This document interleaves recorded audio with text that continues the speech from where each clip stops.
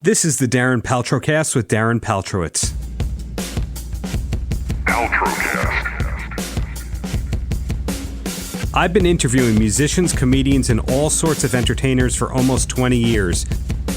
Joan Rivers, Flavor Flav, Paris Hilton, members of Guns N' Roses and the Eagles, and countless others.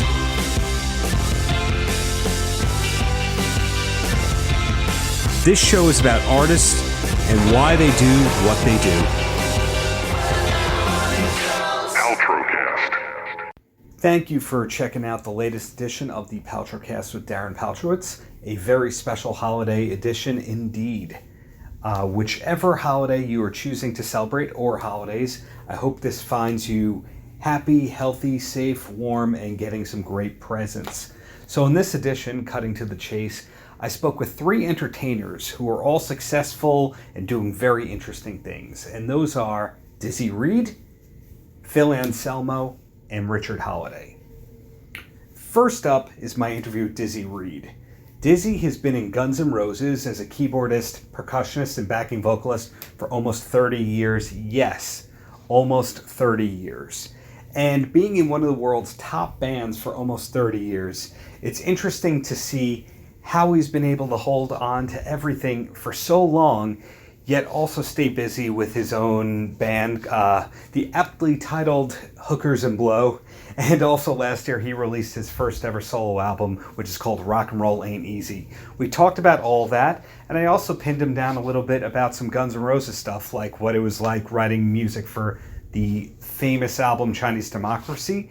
Maybe you should call that infamous, whatever it is. And then what it's like being in such a big band that's known to schedule everything so last minute. For example, how does he vacation? Does he vacation? Anyway, it was a pleasure to talk with Dizzy, who may or may not also be named Darren. So, of course, I have allegiance to people named Darren. Hope you enjoy the interview. Hello. Hey, how's it going there, Dizzy? I'm good, man. Thank you. How you doing?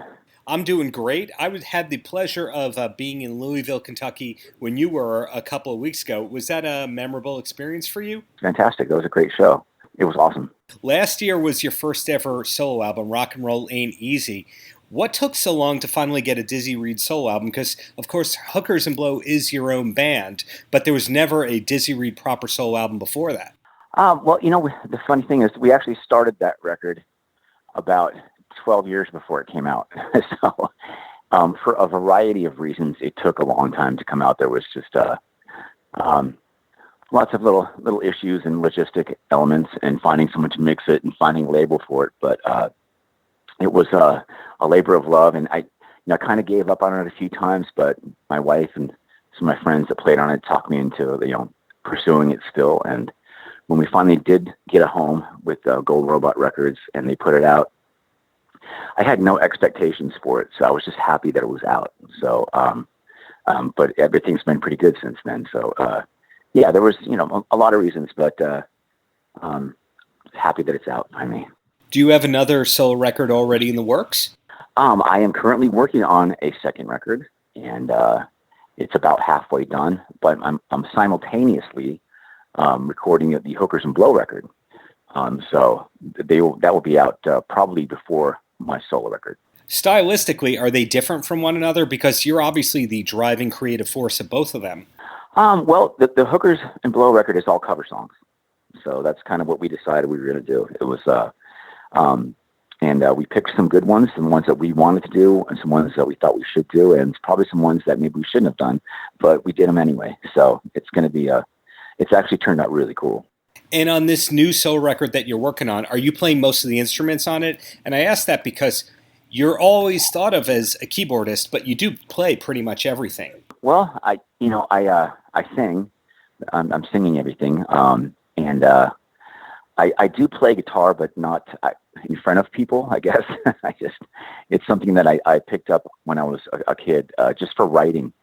So, but yes, on this record, I am playing some more guitar. I'm a little more involved than I was on the first one, as far as the instrumentation and stuff. It's a little more self-contained, and it's actually been really fun. I don't think I would ever probably pick up a guitar to play in front of people, maybe an acoustic. But also because I know so many great guitar players, it wouldn't make much sense. Well, speaking of that, you did play on albums by Mick Taylor and Motorhead, and a lot of artists who I'm assuming were big influences on your career. Is there anyone that you're still hoping to work with that you haven't yet?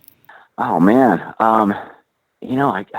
that's a tough one. I guess. I mean, I would love to play with the Stones, but that's not going to happen. So.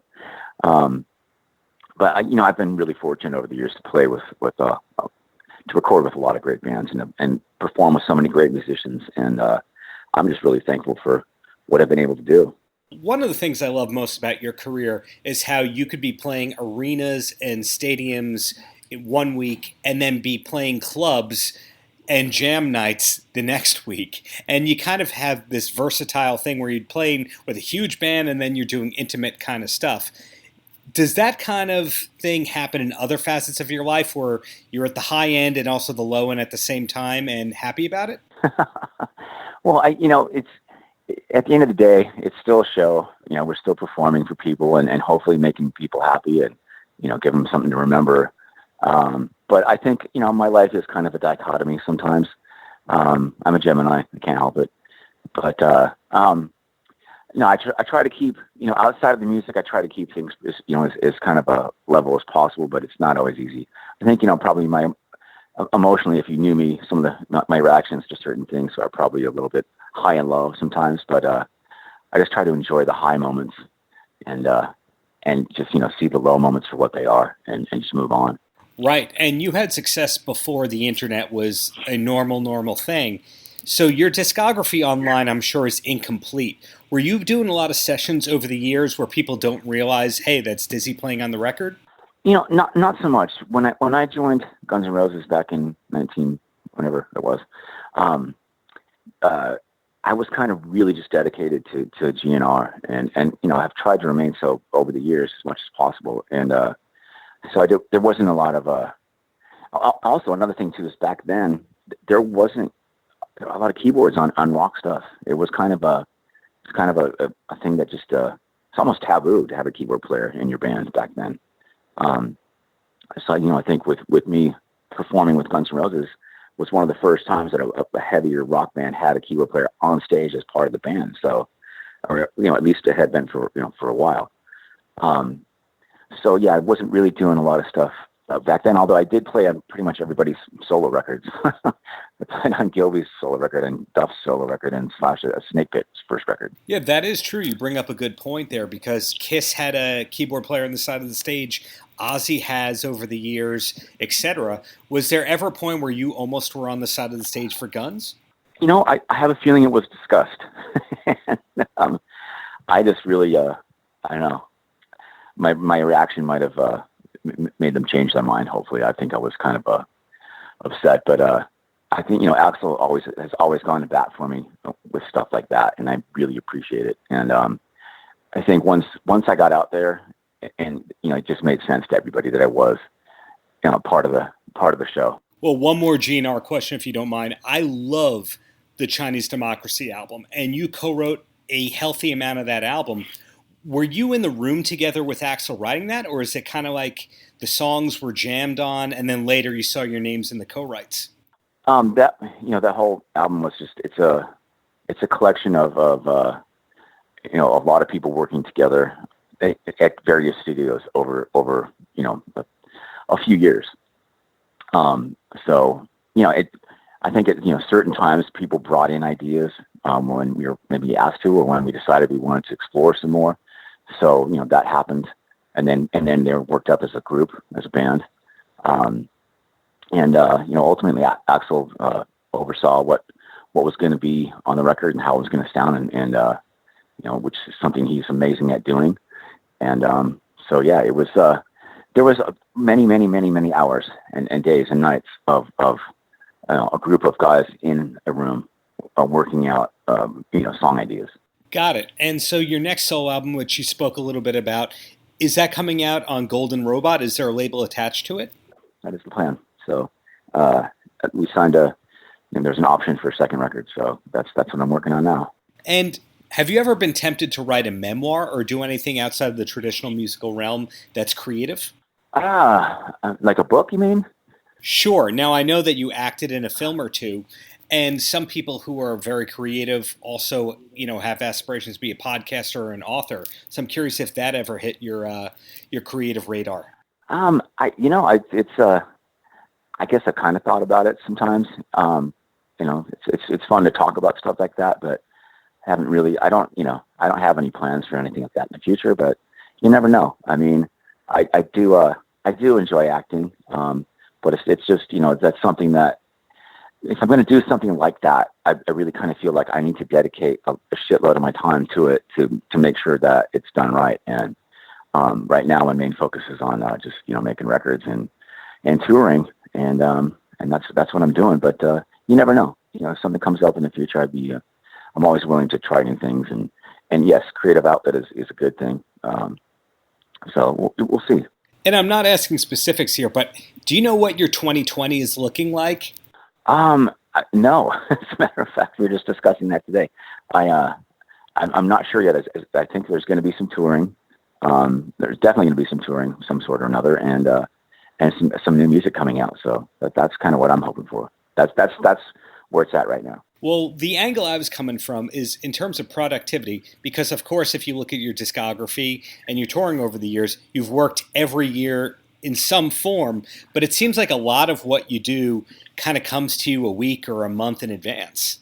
Unfortunately, that is the case sometimes, and it's better to plan things out long term, just for preparation, and it's easier to logistically to get a show together if you have more time to plan it. But with GNR, I get a phone call or an email, and tell me where I need to be and when, and that's what I do. So if I know ahead of time that we're definitely not going to be doing anything, I'll probably fill that time with doing some shows with Hookers and Blow, or by myself, or whatever I can. So is it difficult to plan vacations when knowing that email might come in?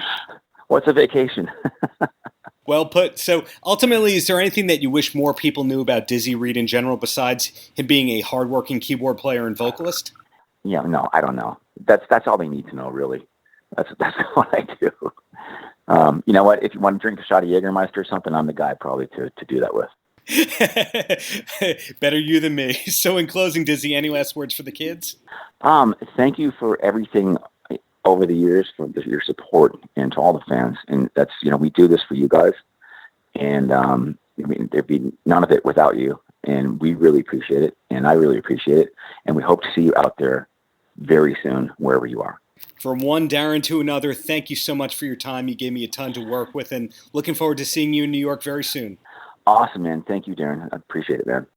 Next up is my interview with Phil Anselmo, who you probably learned about from his work with the band Pantera. Pantera is just one of the musical projects that Phil has done over the years. He always seems to have 3 bands going on, besides running a record label, besides popping up in the occasional online viral video. But Phil was a pleasure to speak with. We first spoke about his latest solo album, which is called Choosing Mental Illness is a Virtue. Definitely an attention-grabbing album title right there. So it starts off a little bit heavy, and then we talk about his musical influences, his comedic influences, and really what's ahead for him. And it's really refreshing to hear that he's not resting on his laurels. He's not just coasting on the fact that he was a singer of one of the most successful bands within the metal world for years. He's doing a lot of other stuff, but thankfully he is playing a lot of those Pantera songs live now, which he wasn't doing for years. So I think you're going to enjoy this chat and experience a new side of Phil Anselmo. Hi, is this Phil? Yeah. Hey, it's Darren for your interview. How's it going there? Hey, man, what's going on? Well, thank you very much for your time. And leading right into it, I first want to know, is it Phil or is it Philip? Because the world doesn't know. Oh, Jesus, either one. I'm easy, man. Well, thank you very much, either one. And you have an interesting new album with a great title. When in the process did the album title come up? Oh, wow. Are you talking about what, choosing mental illness? I am talking about choosing mental illness. Well, it's interesting. I guess it started with a lot of self-examination and looking at how certain, I guess, mental illnesses have affected my family members around me. And I guess I was interested in them, I guess, specifically, because I was dealing with a whole lot of different depressions, and there were some depressions that I distinctly knew where and why I was being depressed. I understood most of them, but then there was other, I guess, I was curious just during self-examination, man, about my family, and I did some diving and reading and researching and had some conversations, and yeah, and for me, honestly, the Choosing Mental Illness record feels so old to me now. I mean, it has been out for almost a year, I figure, but I guess it's new to certain people and other people, but yeah, man, I was, like I said, it came about during times of depression, and I've always used depression and a lot of negative feelings. I've used those against themselves, and I've been able, and thank goodness, and I'm very grateful for it, that I could, I guess, apply that negative energy into music and have something positive come out of it. So really, I guess that's where the title comes from. Of course, it's a title that kind of dwells on darker themes, and your music is generally known to have darker themes to it, but other people have been following your interviews over the year, know that you're a funny guy with a great sense of humor. Has there ever been interest in doing spoken word shows or one-man shows that show off that side of yourself? I would love to do that, sure. And I actually did one little spoken word thing. Oh, God, I forget where I was. Oh, shoot. I want to say Philly, but God, don't quote me on that. I did do one before, and it was a lot of fun. And, man, yeah, I'd be wide open to doing that. I'd love to do that. And what about writing a book? Because I'm sure you've got stories to tell. Well, that's already on the table, and I don't, I guess when it was first introduced to me, you know, the opportunity to write a book, I thought about it for a little while, and then I thought to myself, you know, I am maybe a little bit too young for this. But that was a few years ago. I am 51 years old now. I just, I feel like the story is still being unraveled, man. And it is, you know, the more we live, the more the story grows, I'm guessing. And it just feels like right now there's so many irons in the fire. There's so many different and cool projects that I'm a part of and working with, that the story's still being told. So, you know, look, man, if I get to be 60 or 61, maybe, man, I might do it. But other than that, man, I don't know. I like my private life. I like my downtime. But I guess, you know, if it's an interesting story, or an interesting enough story, I could start with my life and stuff like that, say in a book somewhere. But then I'm going to eventually run into too many good stories to where, gosh, maybe I should just write a series of ridiculous books, short books, or write, you know, novelettes or short stories like H.P. Lovecraft or some shit like that, except without the Cthulhu's and freaking Dagons and stuff. Sure. Now, you've been prolific as both an artist and as a businessman, given that your label has done so many things and you've had so many different projects. Are you the kind of person that's creating just about every day because it looks that way? Gosh, you use the word prolific, and that throws me for a loop right there. Man, I feel like I'm just living every day, one little step at a time, and I don't know, man. It's so hard to put this into words because I am a freaking atheist, but I just feel blessed, and I can't say by what. I will say by good fortune, all in all, like, of course, bad things happen in life, terrible things happen in life. I'm just figuring it's how we rebound from these things, and I feel like I've rebounded and rebounded and rebounded, so, I don't know, man, prolific, gosh. I don't know, man. And the record label, man, that's a labor of love, man. And I'm not sure we've done all that many things. And I don't know, man. I feel pretty humble about all this stuff, man, because I'm a freaking music fan. That's what I am. I'm a fan of the music, big time, man. And like I say, I'm just very, very fortunate and lucky to have music as an outlet and to have a freaking talent at something. I really feel just overwhelmed. I don't know what else to say. Well, you said a lot right there. And another thing that I find super interesting about you, and I'll drop the word prolific, is that you're a big fan of the band The Smiths. Has it always been that way? Oh, yeah. Oh, God, yes. And I remember seeing a cover that you did of How Soon Is Now that kind of leaked to YouTube.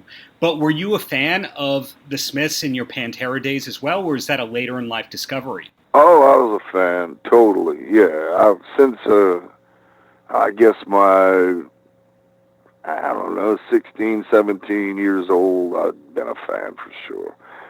Freaking awesome band, incredible band. But were you more of a Kiss and Van Halen guy that evolved into the Smiths, or what was your musical evolution in that sense?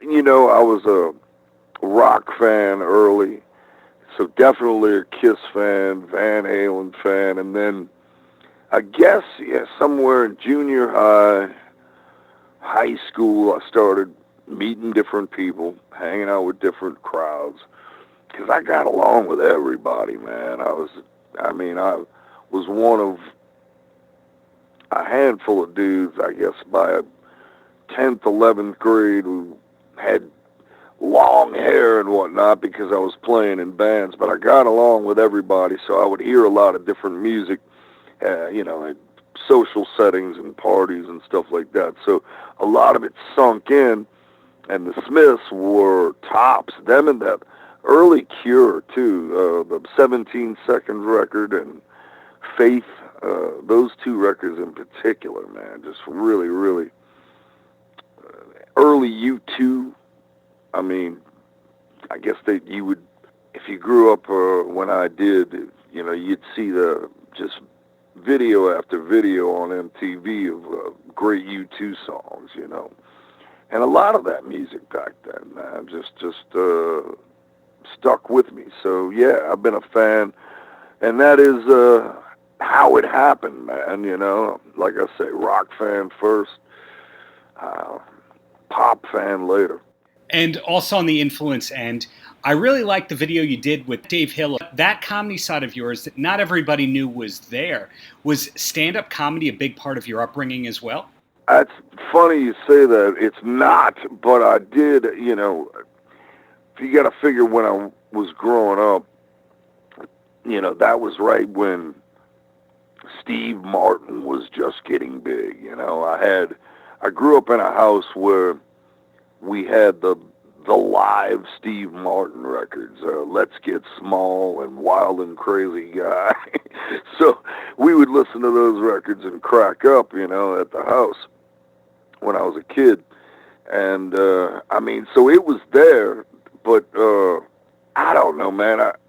I grew up with some funny motherfuckers, and my mom is hilarious, and just my family in general. For as crazy as they are some funny motherfuckers, I'll say that. So I grew up with it, man, and I just, I guess I see the world, like a case in point, if you look around the internet enough, you're just going to see a bunch of negativity, a lot of negativity, a lot of disagreement, a lot of clashing ideologies and ways of thinking and whatever, and it's just a stalemate of things, you know. So I see that certain people have certain ways of looking at things.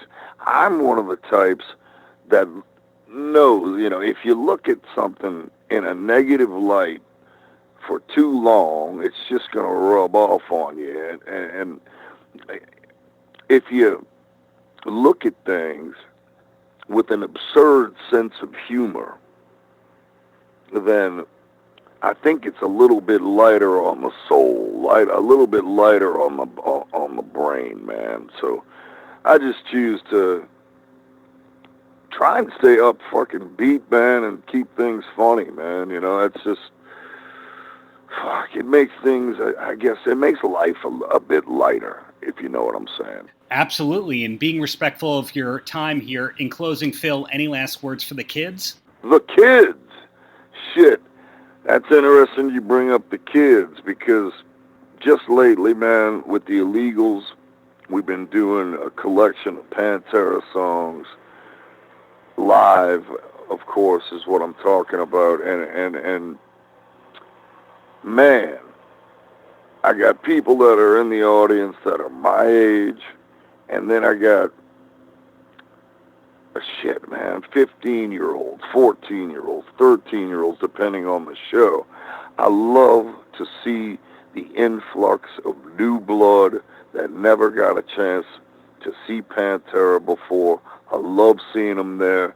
I know that they all grew up in homes where their folks were listening to Pantera, and I know what that's like growing up in a house of music. So, hey, much, huge love to all the folks out there, all the Pantera fans, all the Illegals fans, all the heavy metal fans, and just music fans in general. I'm e-hugging everyone. Last, and definitely not least, is my interview with Richard Holliday. Now, I promised this was going to be a very special holiday episode, and of course, Richard Holliday belongs on the holiday episode. Richard is a very, very interesting and exciting professional wrestler. Within the company MLW, which is short for Major League Wrestling, he's 1/3 of the stable called Dynasty, along with MJF, who was on this podcast a couple episodes ago, and Alexander Hammerstone. Now, I had the pleasure of speaking with Richard in person at the Melrose Ballroom in New York City a couple of weeks ago when he was taping an episode of MLW Fusion, which is on the beIN Sports Network. And, Richard didn't love me so much, but I think it's very understandable when you have a person of this intellectual caliber and this athletic caliber, etc., that he's not going to love everyone who interviews him. But the bottom line is he's a rising star that's on weekly television, and he's somebody you should get up on, before everybody else realizes what an international global star in the making he is. Enjoy. So, Mr. Holliday, is it Richard or is it Mr. Holliday? Well, you know what? For you, I think it's Mr. Holliday. Okay, so Mr. Holliday, big match tonight as part of the MLW Opera Cup. Who's going to win the tournament? Well, without a doubt, it's going to be the Dynasty. So whether it's Alexander, whether it's Maxwell, whether it's myself, it's going to be a dynastic night for sure. Who it's going to be, not sure yet. Okay.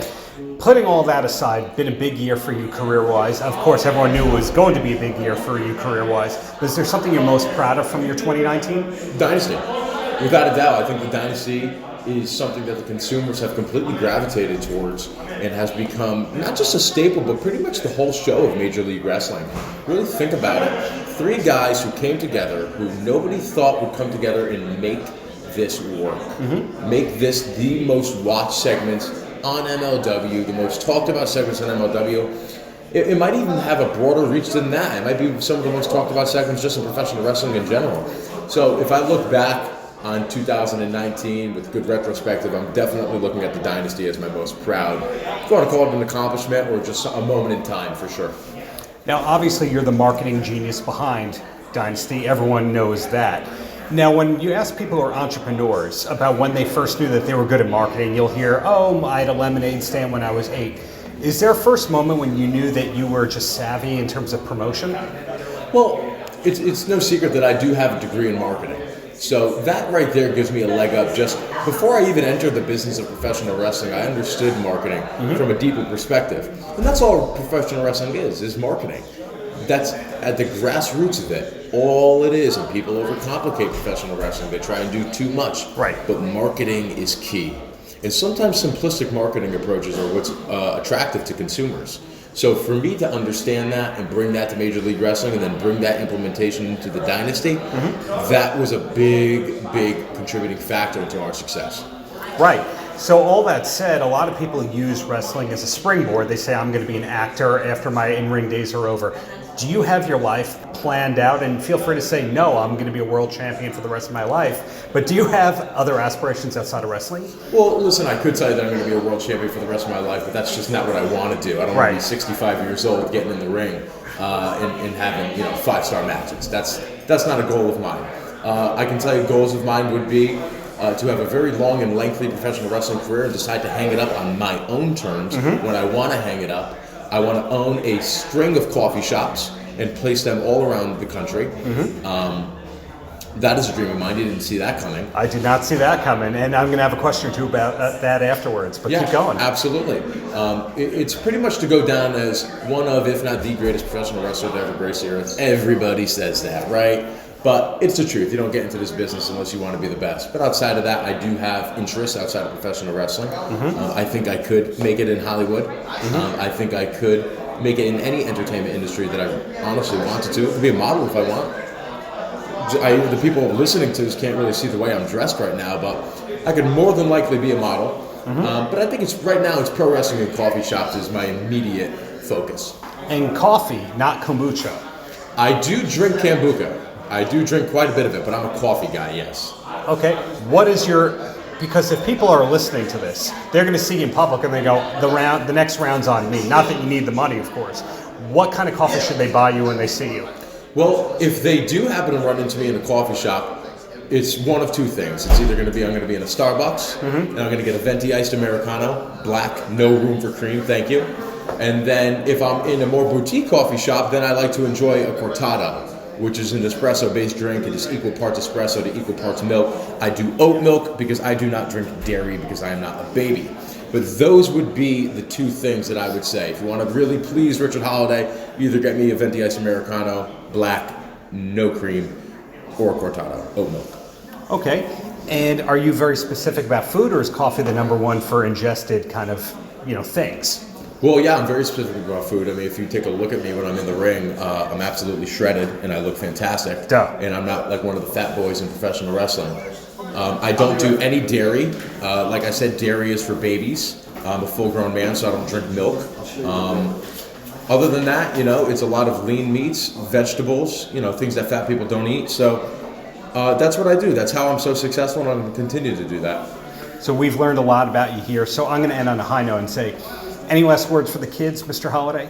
For the kids, not really in specific. That's just one demographic. I like to focus on every single demographic, so I'm not just going to focus on kids. But what I would say is follow me on Instagram, follow me on Twitter, @MostMarketable, same handle for both. I didn't want to confuse you guys. And tune into Major League Wrestling each and every week. We're on Saturday nights, 9 p.m. on beIN Sports. We're on YouTube. I think we changed the upload date maybe to Saturday nights instead of Mondays. It's tough to keep up with everything.